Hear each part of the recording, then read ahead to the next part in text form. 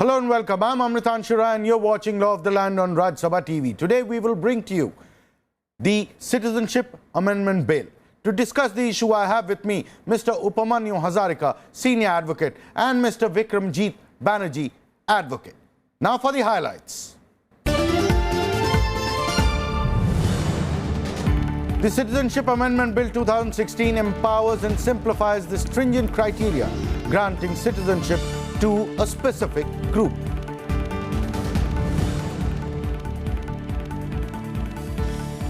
Now the proposals will enable them to apply for citizenship with or without valid travel documents.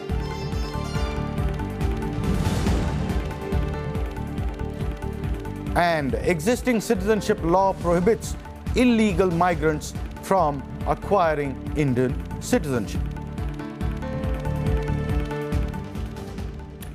Hindus, Jains, Sikhs, Buddhists, Parsis and Christian community members who are minorities in Afghanistan, Pakistan and Bangladesh may become Indian citizens more easily.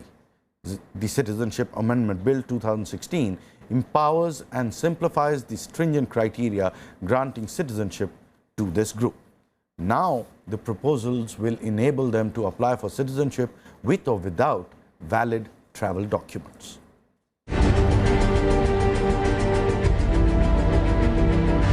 In order to ease the stringent process for granting of citizenship to members of Hindu, Jain, Sikh, Buddhist, Parsi and Christian community, the government has proposed an amendment to the existing citizenship law. As per the proposals, migrants from Afghanistan, Pakistan and Bangladesh will only be eligible. The present law states that citizenship by naturalization is possible if the applicant has lived in India for 12 years. There are certain minority communities in the neighboring countries of Bangladesh, Pakistan and Afghanistan. And those minority communities who can in some manner seek to derive some roots in India and therefore claim to be Indians, it gives them an opportunity to be able to profess and access that citizenship of India.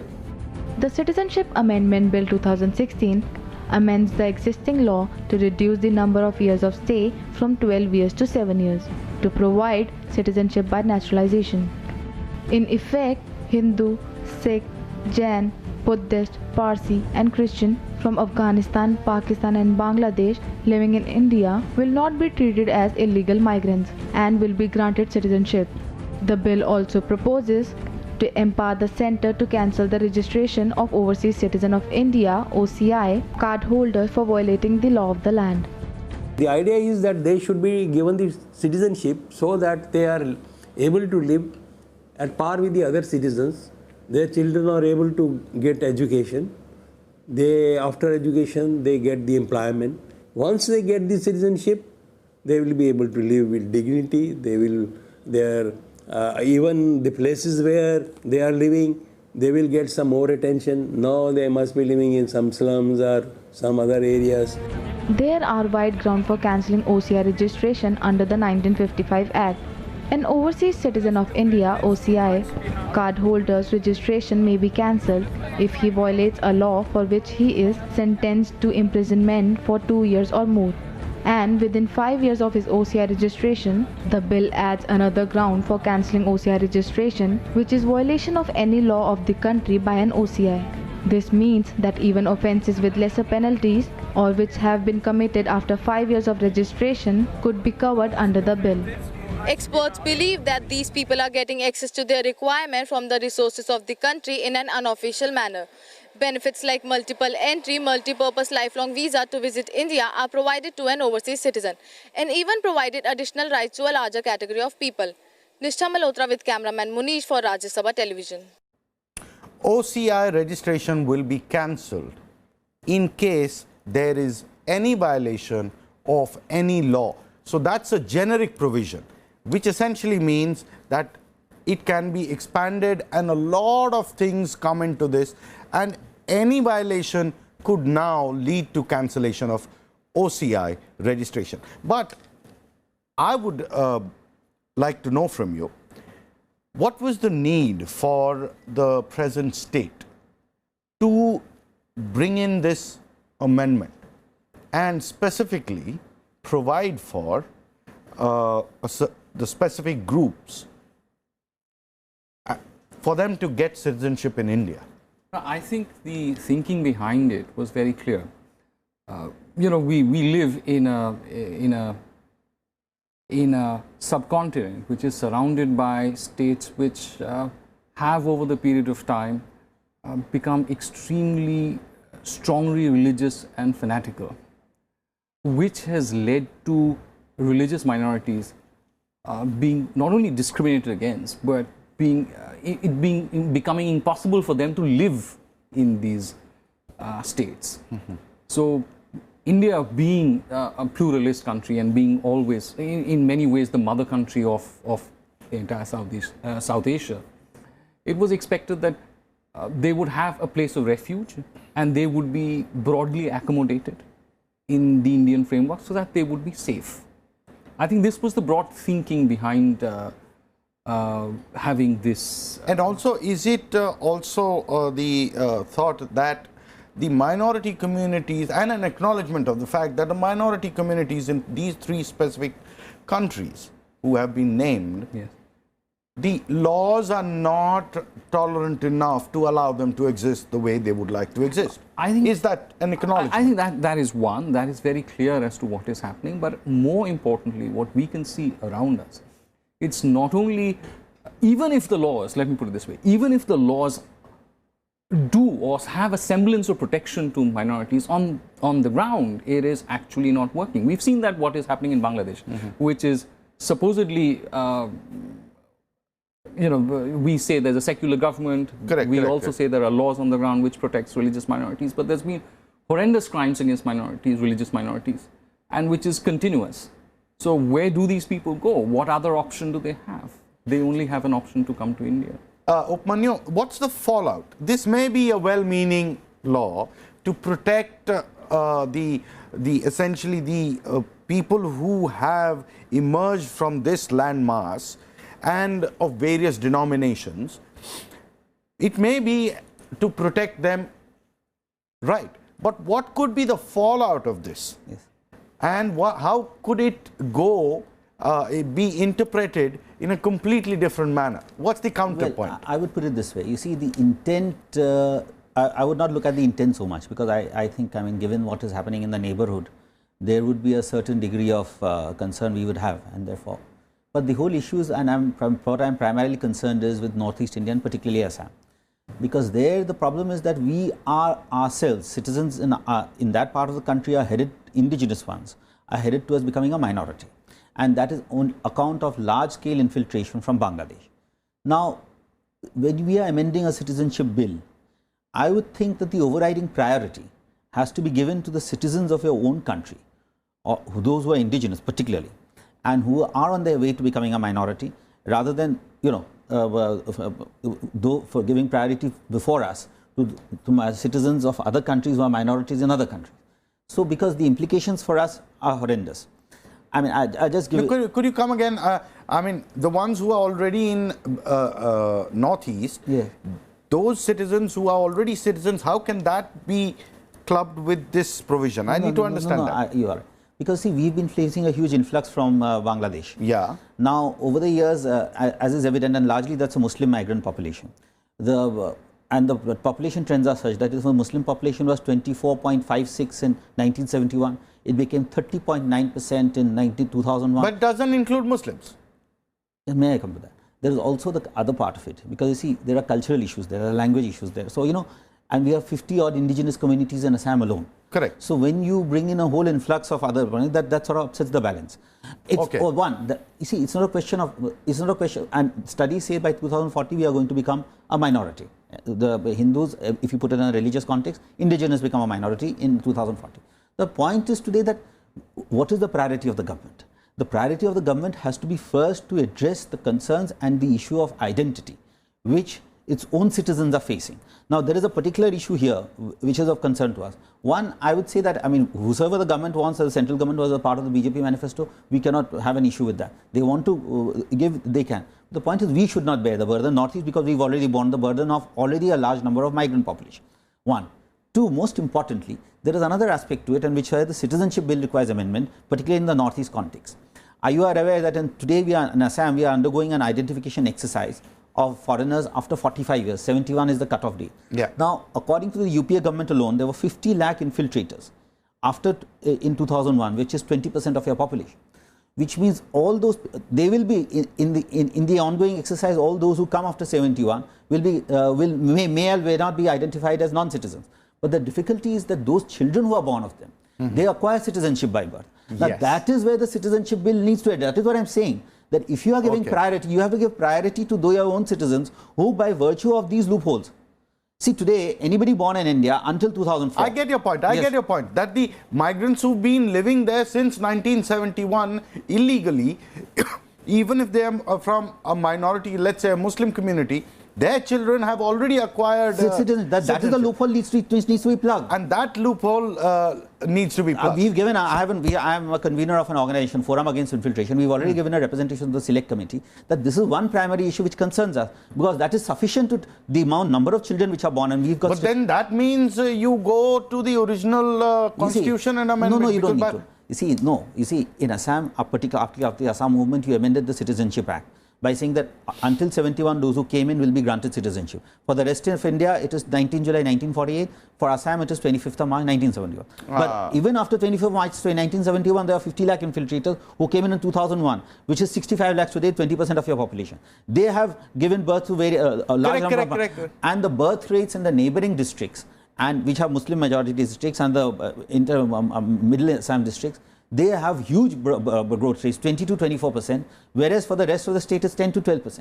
So that itself shows that the number of children who would be by birth, and that's a fact which needs to be investigated, numbers we have to fix, but that is sufficient to turn us into a minority. Correct. Anything that you would like to add, how that can be done and quickly? And so that can be done, so when you are addressing the amendment, when you are looking at an amendment to the Citizenship Bill, so why don't you amend that provision giving them citizenship by birth, saying that post-71 migrants will also be foreigners as well as their children? Their progeny. Right. No, I think this is a question which Mr. Hazarika and his organization has been raising. That's their that's their agenda. But is that the right way to go? Should it be prevented? I'm sure that may be their agenda. And then maybe is it possible to do it? No, I have no comments on that at the present moment, because that's not what is the thrust of this discussion, which is on the Citizenship Bill and the amendment there, and what's there on the table.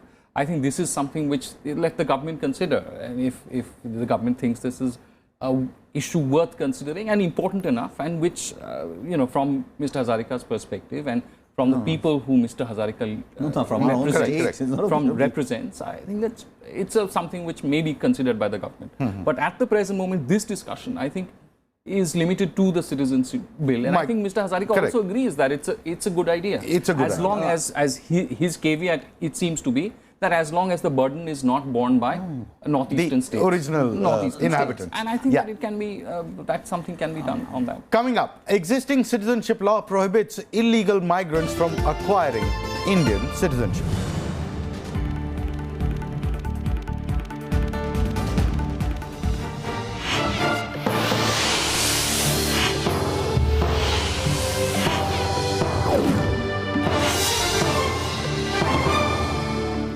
Welcome back. The existing citizenship law prohibits illegal migrants from acquiring Indian citizenship. But now things may change. Now the bill amends the law to provide that illegal migrants of certain denominations will not be considered illegal migrants. The Citizenship Act 1955 is the exhaustive law relating to citizenship in India.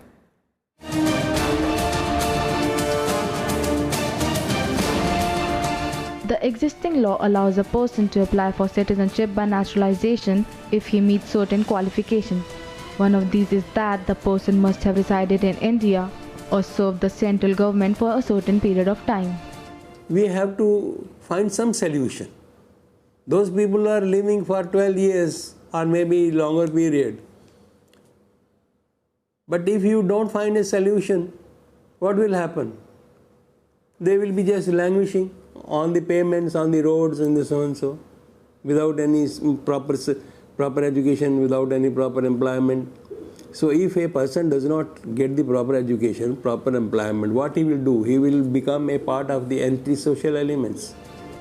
The Citizenship Law of 1955 provides for acquisition of Indian citizenship by birth, irrespective of the nationality of parents. Descent if father was a citizen at the time of his birth, besides registration, naturalization and incorporation of territory under certain circumstances. It allows a person born in India on or after 26 January 1950 but before 1st July 1987 to be a citizen. Any person who is not an illegal migrant can make an application to the center to register as a citizen. Under the existing regime, there was no provision whereby a person who had crossed the borders sometime back, way back, could not get a citizenship of our country. Now, this shortcoming has been actually made up in this present amendment by bringing up these provisions for amendment. Namely, those provisions wherein those people who had actually gone across the border sometime back can now come back to India. If they can show the proof that they were actually Indians by birth, they can get the citizenship of India under the new act. A citizenship can be terminated either by renunciation or acquisition of citizenship of another country. It is a voluntary act by which a person, after acquiring citizenship of another country, gives up his Indian citizenship. The Citizenship Bill 2016 seeks to help the migrants of almost all religion except Muslim from neighboring countries to acquire citizenship after 7 years of stay. India allows minorities from Pakistan, Bangladesh and Afghanistan to stay without papers. Nishtha Malhotra with cameraman Munish for Rajya Sabha Television. Indigenous communities in the northeast have been agitating against this bill. They feel that this bill is likely to dilute their status even further. Upamanyu, what I want to understand from you is, so as of now, the illegal immigrants in northeast are of the Muslim community. Majority of them. So now this bill allows the other communities to acquire citizen legally. The Muslims came in illegally, correct? And the identification is on.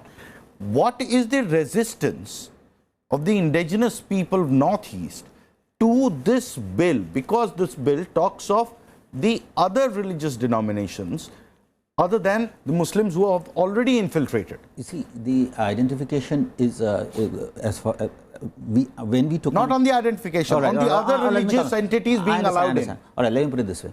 We already took the burden of 23 years of illegal migrants by entering into the Assam Accord up to 2071. Any further accretion is only going to add to the existing burden. So therefore, the question of anyone who does not belong there, who otherwise ought not to have been there, according to, and mind you, when we signed the Assam Accord of 1981 saying that up to 71 we will accept all those who came in, it was a clear understanding that post 71 all those who come in have to be, do not have any place there. So suddenly now, when you are doing something like this doesn't matter. But I would put it a bit differently. I would say that today, that is only one aspect of it.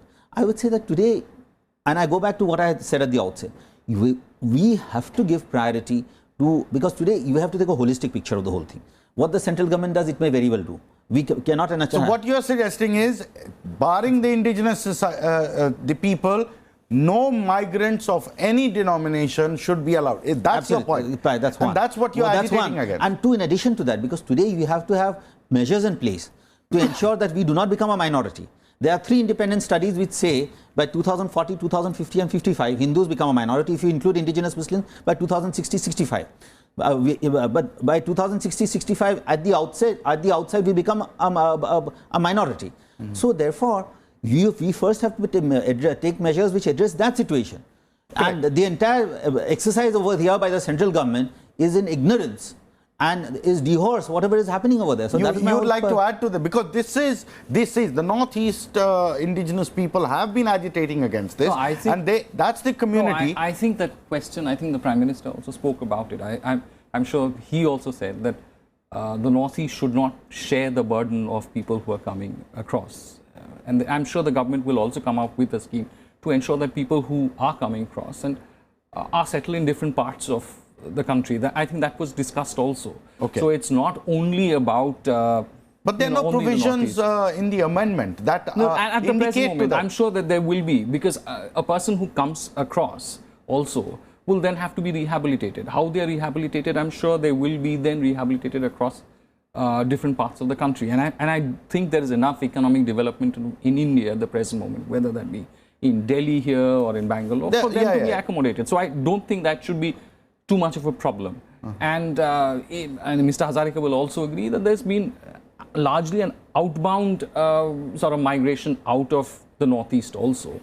So I'm sure that, even these people who come across, at least from Bangladesh, that's what he's indicating, the issue in Bangladesh, can be accommodated anywhere else. As for the question of Pakistan and from Afghanistan, I don't think it's relevant to the questions which are being raised by Mr. Hazarika. Correct. So there are two other countries, which means Afghanistan and Pakistan.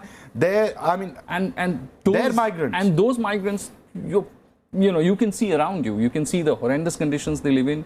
You can see that they have come across and what is the condition of religious minorities. Yeah, their status is really poor. Where the minority minister gets shot, where the governor, when he speaks about minority rights, gets shot. Yeah. So it's a very, very horrible situation. But recently Pakistan passed a minority they passed an amendment to the Hindu Marriage Act. But I don't think, again, because you have any sort of legislation, it actually works on the ground. And Bangladesh is an example which we have seen very apparently, where we have a secular government, where we have a government which ostensibly is trying to change things on the ground and which is implements minority protection, but we have seen actually the huge amount of discrimination and violence which is directed against religious minorities. So what you're saying is that the thrust of the bill is completely different and the implication is being made out to be something else. That's where the Northeast. So it's not just about Northeast, it's about the whole of India. It's about the whole of India. And since Bangladeshi migrants, that's the burden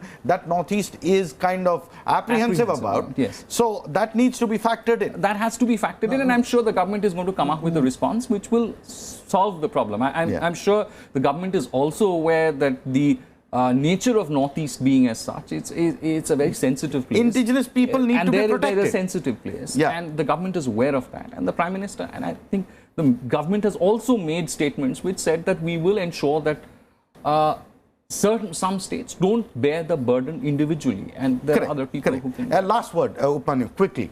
Anything you would like to add? Well, I would say that we need to proactively address issues in the Northeast.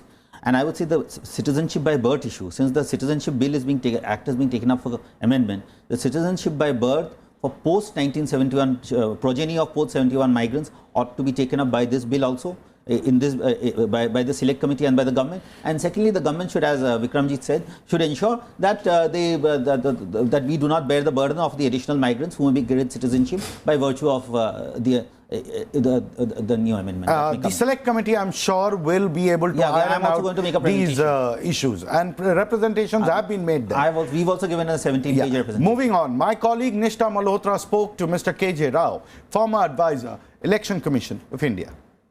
Sir, what impact will the citizenship bill have on the citizens? Definitely it will have an impact because the population is increasing day by day, Indian population. Besides that, they have to take into consideration all these illegal migrants, and that is not a small number, I think. It will be in huge. It will be huge, I am telling you, particularly in northeastern states, West Bengal, for example, and Punjab. These border areas, they will have the impact, and they have to bear the brunt of it. The bill empowers central government to cancel the registration of overseas citizens. Why? That is one way. It's because they are going to settle down there. Na? That is why their intention is they have gone on passport. They have gone abroad, and they don't want to come to India. Then what is the use? Giving them Indian citizenship, and he will continue there and make all the money and keep the money there itself. So just if he is going to come back, then all right, you have the Indian and give the Indian citizenship. Otherwise, what is the purpose?